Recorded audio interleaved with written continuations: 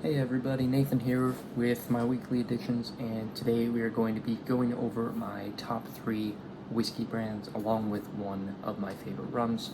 Now before we get into this, I would like to start by telling you guys a little bit more about my channel. This is going to be the first video on the channel, so I'm going to give you a little bit of background and then we'll hop into the video. So first off, this channel is basically just kind of something that I was always told I should go into because every week I'm supposedly into something new, which is pretty true for the most part. But basically, all I'm going to be doing is each week I'm hoping to post at least 1 to 2 videos maybe, and I'm just going to tell you guys about what I'm interested in, whether it's alcohol, cologne, maybe it might be history, it could be, I did a little bit of German longsword fencing in my freshman year of college. So it could be a review on products for longswords or whatever I might be interested in. So it's going to be a very random channel, but hopefully you guys can find something each week to enjoy. We're just going to be basically learning about the different things that I'm interested in, and I'll be learning more about those different fields. So yeah, that's basically what this channel is all about. It's just kind of enjoying what life has to give you, and learning more about all the different things that we have. So yeah, don't take things for granted, and let's go ahead and get into this. So first off, I'm going to start off with a it's a whiskey that, in my opinion, it's not a very good mixer. I'll just start there. This is a whiskey that to me is best drank alone. I haven't tried it with cream soda. I'm wondering if it would be good with cream soda, but I tried it with Coke, and it's not great. Now this is Old Smoky Tennessee Salted Caramel Whiskey. So this brand makes a bunch of different flavored whiskeys, and I haven't tried many of the other ones yet, but so far this is probably my favorite one, because I love caramel. So yeah, this one's very caramel-like. When you open it up and smell it, it has a very heavy caramel note at the top with a little bit of saltiness. Not overpowering,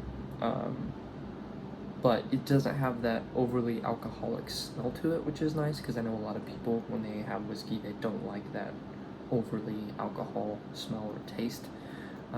So you won't really get that nearly as much with this one. This is also a 60 proof, which is 30% alcohol, so it's a little bit less than most whiskeys.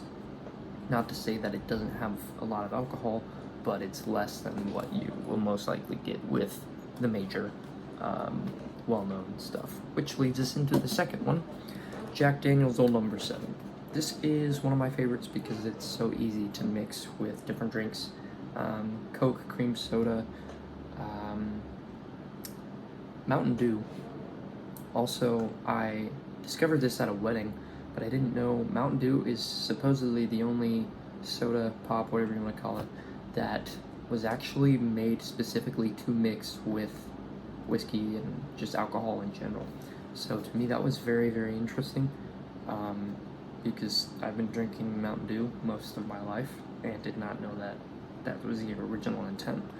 But yeah, so I'm pretty sure this stuff would mix pretty well with Mountain Dew. I haven't tried it yet though, so if you guys do try it, let me know what you think in the comment section below. Yeah, this is a 40% alcohol, so it's an 80 proof. That's about normal for most whiskeys nowadays. Yeah, pretty much just kind of smells like straight up whiskey. Not a whole lot of notes that I can pick up on. I know there's a lot of whiskeys and different brands that'll add different things to it to kind of give it a little bit more flavor, like the previous one that we looked at. Yeah, this one's good. And the last, this is by far my favorite of the 3, Fireball. I know a lot of people have very bad memories with this one because when you get into drinking, they'll either overdrink this and end up throwing up and hating the flavor of it from then on, or they will mix it with a bunch of other types of alcohol and then also throw up. So I can definitely understand why a lot of people hate this one, but to me this is just the best flavored whiskey. Oh, it even smells so good. It literally, the Red Hot candy or Red Hot gums, it just smells just like those. And I know Fireball actually made their own, I don't know if it was actually this brand, but there were Fireball candies. And it tasted almost exactly like this tastes. This is also a 33% alcohol, so kind of in between the last two. It's a 66 proof. It is a whiskey with natural cinnamon flavor. So looks like that might be all it is. It's pretty much just whiskey and cinnamon. I don't know if it has any other notes to it. But yeah, this is by far my just go-to whiskey. I think to me it's easy to drink alone, but you can also pair it pretty well with other drinks. I've heard this goes really well with Dr. Pepper. I haven't tried it yet, but I can definitely see why that would be a good one. Again, Mountain Dew. That pretty much just pairs with most, not necessarily all, but most whiskeys, rum, whatever you want to go with.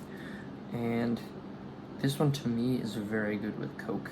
It's a great Coke mixer. But I like Coca-Cola way more than Pepsi and other soft drinks. So to me, this is just, it's a great one to mix. So yeah, that is that. So now we will go ahead and get into the Bacardi Gold. Sorry for the loud noises.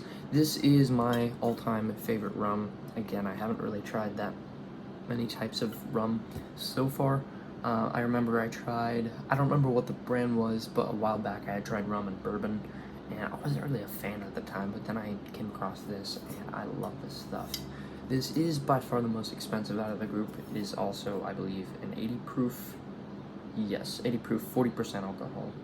I believe this is around it's a 750 milliliter. I believe you could pick it up for around 30-40 bucks. You can get bigger ones, but I think they're even more expensive. But yeah, it's a good one. To me, it almost comes off like a whiskey, but let's read the back. It says, with notes of vanilla, toasted almonds, and white oak, Bacardi Gold forms the basis of the Cuba Libre, the original cocktail of freedom. Simply take a glass and fill it with a generous serving of cubed ice, squeeze in 2 lemon wedges, not wedgies. Add 1 part of Bacardi Gold, 2 parts of your favorite cola, and stir. So true.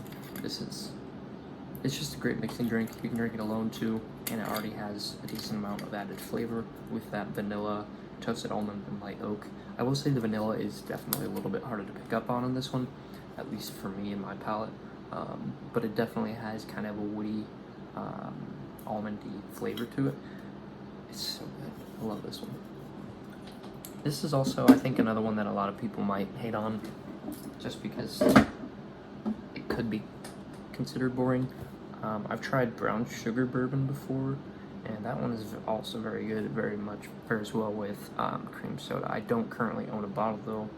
But yeah, that's pretty much all for this video.